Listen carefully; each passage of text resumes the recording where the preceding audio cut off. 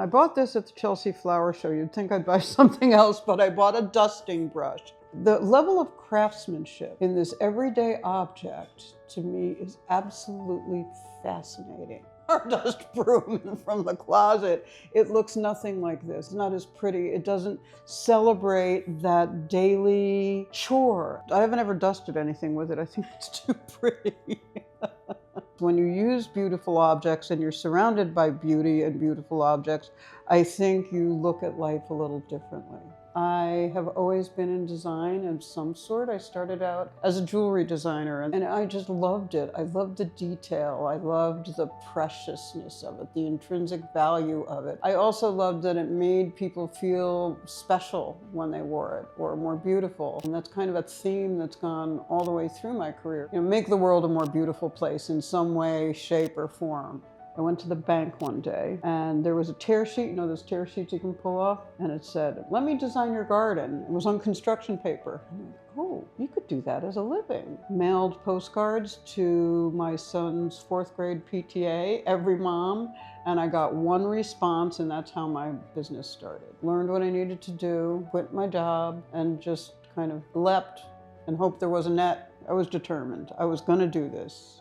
I've always been influenced by the women landscape designers, but they're not known as well as many of the men. They deserve a place. We are celebrating Martha Brookes Hutcheson and her work at Murchison Farm. It still exists. It's a county education center called Bamboo Brook, and it's 600 acres. She was an extremely successful landscape designer in the country estate era, and then closed her practice when she got married and pregnant, didn't work for 20 years, and then started working again at her farm, at Murchison Farm. She was a proponent of native plants, blurring the lines between agriculture and cultivated gardens, of reusing materials, of using local stone, of everything that I believe in, she did 100 years ago.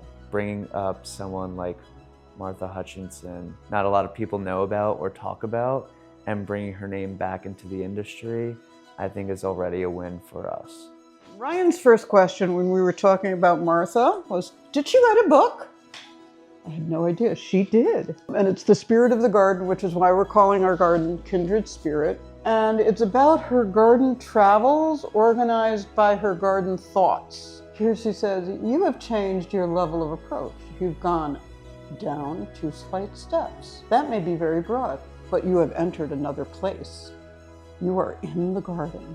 It's just charming the way she writes. Landscape design is about making your landscape work with your home, work with your lifestyle, and work with what's there intrinsically.